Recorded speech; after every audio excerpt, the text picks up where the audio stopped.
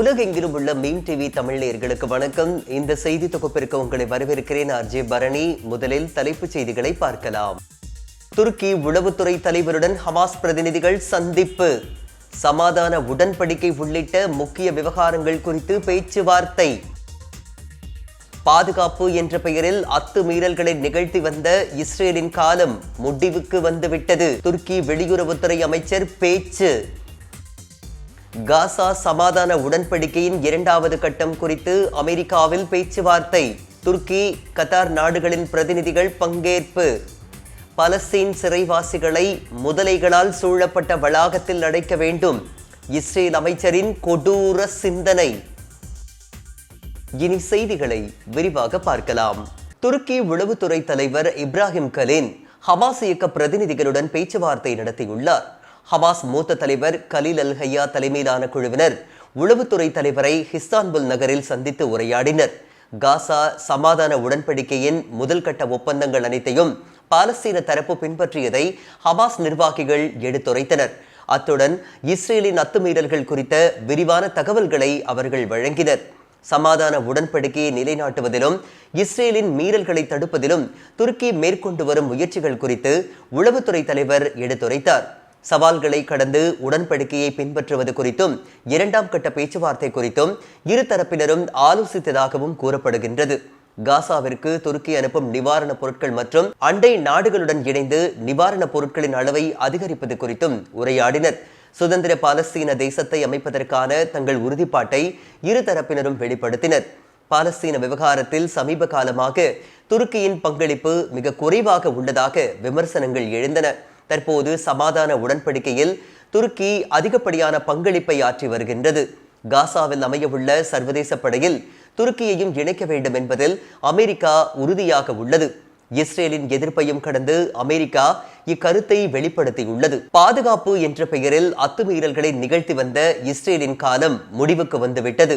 துருக்கி வெளியுறவுத்துறை அமைச்சர் பேச்சு. துருக்கியின் வெளியுறவுத்துறை அமைச்சர் ஹகன் ஃபிதான் காசா சர்வதேச படையில் துருக்கி பங்கேற்பதை இஸ்ரேல் எதிர்ப்பது குறித்து கவலைப்பட தேவையில்லை என்று தெரிவித்துள்ளார். இந்த முடிவில் இஸ்ரேல் மட்டுமே தீர்மானிக்கும் அதிகாரம் கொண்ட நாடு அல்ல என்றும் பல சர்வதேச பங்குதாரர்கள் இதில் ஈடுபட்டுள்ளதாகவும் அவர் கூறினார். துருக்கி தொலைக்காட்சி ஒன்றுக்கு அளித்த பேட்டியில் துருக்கி அதிபர் எர்டோகான் ஆரம்பத்திலிருந்தே காசாவில் அமைதியும் நிலைத்தன்மையும் ஏற்படுவதற்காக மனிதாபிமான, பாதுகாப்பு, தொழில்நுட்ப மற்றும் கட்டமைப்பு உதவிகளை வழங்க தயாராக இருப்பதாக தெரிவித்திருந்தார் என்று ஃபிதான் நினைவூட்டினார். காசாவில் உள்ள அவசர தேவைகளை அடையாளம் காண்பதே துருக்கியின் முதன்மை கவலை என்றும் உதவி யார் வழங்குகின்றார் என்பது 2ஆம் நிலை விஷயம் என்றும் அவர் வலியுறுத்தினார். அதே நேரத்தில் காசாவில் போர் நிறுத்த ஒப்பந்தம் அமலுக்கு வந்த பின்னரும் இஸ்ரேல் தொடர்ந்து அதை மீறி வருவதாகவும் சுமார் 400 பேர் இஸ்ரேல் தாக்குதல்களில் உயிரிழந்திருப்பதாகவும் ஃபிதான் குற்றம் சாட்டினார். இதை அமெரிக்காவும் நன்கு அறிந்திருப்பதாக அவர் கூறினார். பாலஸ்தீன மக்கள் ஒப்பந்த விதிகளை பின்பற்றிக் கொண்டிருப்பதாகவும் அவர் சுட்டிக்காட்டினார். பாலஸ்தீன மக்களுக்கு எதிரான வன்முறையை துருக்கி எப்போதும் எதிர்த்தே வந்துள்ளதாகவும் இஸ்ரேல் பல தசாப்தங்களாக பாதுகாப்பு என்ற பெயரில் தண்டனை இல்லாமல் செயல்பட அனுமதி பெற்றுள்ளதாகவும் ஃபிதான் கடுமையாக விமர்சித்தார். அந்த காலம் இனி முடிவுக்கு வந்துவிட்டதாக அவர் கூறியுள்ளார். நவம்பர் 18 அன்று ஐநா பாதுகாப்பு கவுன்சில் காசா போருக்கு முடிவு காணும் தீர்மானத்தை நிறைவேற்றி 2027 வரை செயல்படும் தற்காலிக சர்வதேச படையை அமைக்க அனுமதி வழங்கியது என்பதும் குறிப்பிடத்தக்கது. அமெரிக்கா, துருக்கி, எகிப்து மற்றும் கத்தார் ஆகிய நாடுகள் காசா நிலைமை குறித்து அமெரிக்காவின் மியாமி நகரில் முக்கிய பேச்சுவார்த்தைகளை நடத்தின. துருக்கி சார்பில் வெளியுறவுத்துறை அமைச்சர் ஹகன் ஃபிதான் கலந்து கொண்டார் என்று துருக்கி வெளிவிவகார அமைச்சக செய்தி தொடர்பாளர் ஒன்ச் கெசலி சமூக ஊடகமான எக்ஸின் மூலம் தெரிவித்துள்ளார். இந்த சந்திப்பில் காசா அமைதி திட்டத்தின் முதல் கட்ட செயல்படுத்துதல் குறித்து விவாதிக்கப்பட்டதுடன் 2ஆம் கட்டத்திற்கு நகரும் நடைமுறை குறித்தும் கருத்துகள் பரிமாறப்பட்டன. முதல் கட்டத்தில் உருவான போர் நிறுத்தம் சில மீறல்களுக்கிடையிலும் தொடர்ந்து நிலவி வருவதாகவும் கைதிகள் விடுவிப்பு நிறைவடைந்துள்ளதாகவும் மோதல்கள் பெருமளவில் நிறுத்தப்பட்டுள்ளதாகவும் தெரிவிக்கப்பட்டுள்ளது. முதல் கட்ட ஒப்பந்தத்தை இஸ்ரேல் தொடர்ந்து மீறி வருவது குறித்து பேசப்பட்டதா என்பது குறித்த விவரங்கள் வெளியிடப்படவில்லை. 2ஆம் கட்டத்தில் காசா பகுதியை காசா மக்களை நிர்வகிக்கும் வகையிலான ஏற்பாடுகள் குறித்து ஆலோசிக்கப்பட்டது. மேலும் அமைதி கவுன்சில் மற்றும் சர்வதேச படை தொடர்பான நடவடிக்கைகளும் மதிப்பாய்வு செய்யப்பட்டன. மேலும் இந்த சந்திப்பின் ஓரங்களில் ரஷ்யா உக்ரைன் போரை முடிவுக்கு கொண்டு வரும் தூதரக முயற்சிகள் குறித்தும் ஹகன் ஃபிதான் அதிகாரிகளுடன் பேச்சுவார்த்தை நடத்தியுள்ளார். இஸ்ரேலின் தீவிர வலதுசாரி சிந்தனை கொண்ட பாதுகாப்புத்துறை அமைச்சர் பாலஸ்தீன கைதிகளை அடைக்க முதலைகளால் சூழப்பட்ட சிறை வளாகம் ஒன்றை அமைக்க வேண்டும் என்ற அதிர்ச்சிகரமான யோசனையை முன்வைத்துள்ளார் என்று உள்ளூர் ஊடகங்கள் தெரிவித்துள்ளன. இந்த அசாதாரண முன்மொழிவை இஸ்ரேல் சிறைத்துறை தற்போது ஆய்வு செய்து வருவதாக கூறியுள்ளது. பாலஸ்தீன கைதிகள் தப்பிச் செல்வதை தடுப்பதற்கு இந்த யோசனை முன்வைக்கப்படுவதாகவும் இஸ்ரேல் தரப்பு கூறுகின்றது. பென்க்வேர் கடந்த வாரம் இஸ்ரேல் சிறைத்துறை தலைமை ஆணையர் கோபி யாக்கோபியுடன் நடத்திய பாதுகாப்பு நிலவர கூட்டத்தில் இந்த யோசனையை முன்வைத்ததாக தகவல்கள் தெரிவிக்கின்றன. பரிந்துரைக்கப்பட்ட சிறை வளாகம் வடக்கு இஸ்ரேலில் உள்ள ஹமாத் கார்டர் பகுதியில் அமைக்கப்பட உள்ளது. இது ஆக்கிரமிக்கப்பட்ட சிரியாவின் கோலன் குன்றுகள் மற்றும் ஜோர்டான் எல்லைக்கு அருகில் அமைந்துள்ளது. அந்த பகுதியில் ஏற்கனவே ஒரு முதலை பண்ணையும் விலங்கு காட்சி சாலையும் உள்ளதாக கூறப்படுகின்றது. இந்த முன்மொழிவு பாலஸ்தீன் கைதிகளுக்கு மரண தண்டனை விதிக்கும் மசோதாவை இஸ்ரேல் நாடாளுமன்றம் விரைவில் வாக்கெடுப்புக்கு எடுத்துக்கொள்ள உள்ள சூழலில் இது வெளியானது என்பது குறிப்பிடத்தக்கது. அந்த மசோதா நவம்பர் 11 அன்று முதல் கட்ட அனுமதியை பெற்றுள்ளது. இன்னும் 2 கட்ட அனுமதிக்கு பிறகு அது சட்டமாக்கப்படும். தற்போது இஸ்ரேல் சிறைகளில் 9300க்கும் மேற்பட்ட பாலஸ்தீனர்கள் அடைக்கப்பட்டுள்ளனர். இதில் குழந்தைகள் மற்றும் பெண்களும் அடங்குவர்.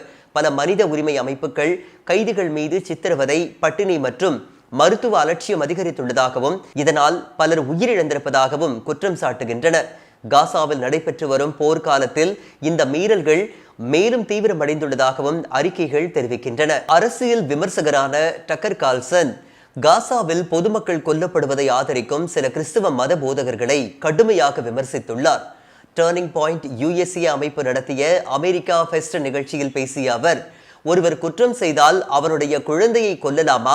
அது மினியாபோலிஸாக இருந்தாலும் காசா நகரமாக இருந்தாலும் சரியில்லை என்று கூறினார். பொதுமக்கள் மீது நடைபெறும் வன்முறையை எவ்வித காரணத்தாலும் நியாயப்படுத்த முடியாது என்றும் தெரிவித்துள்ளார்.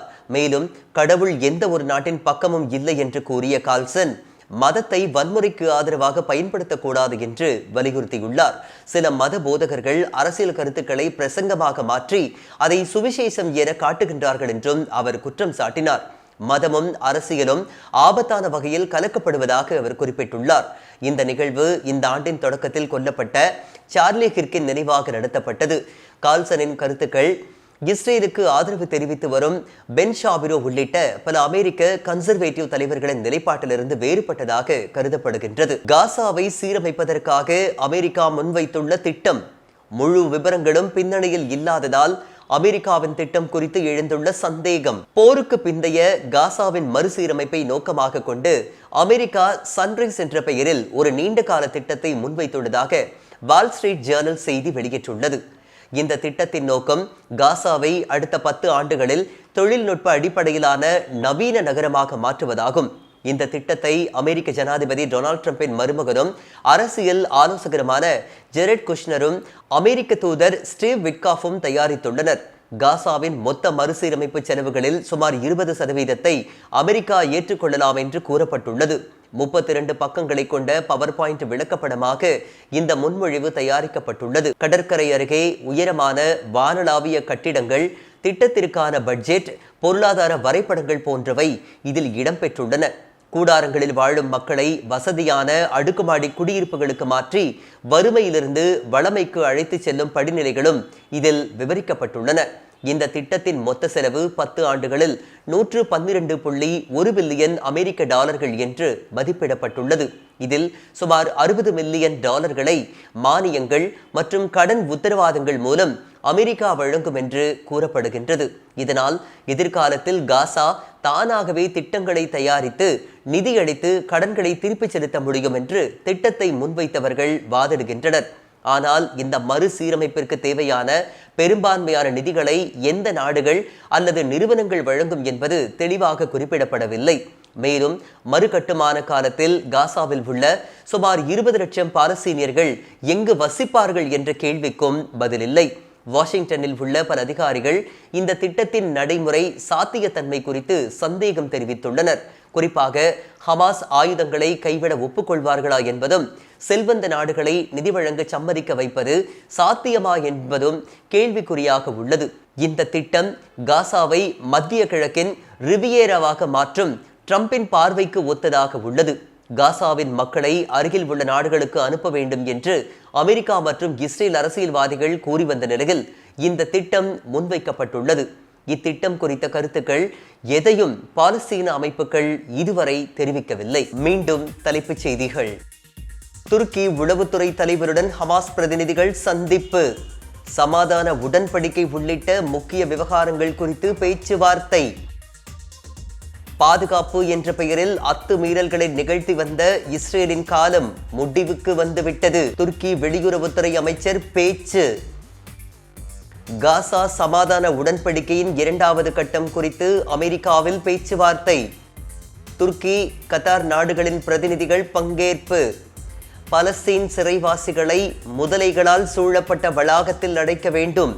இஸ்ரேல் அமைச்சரின் கொடூர சிந்தனை.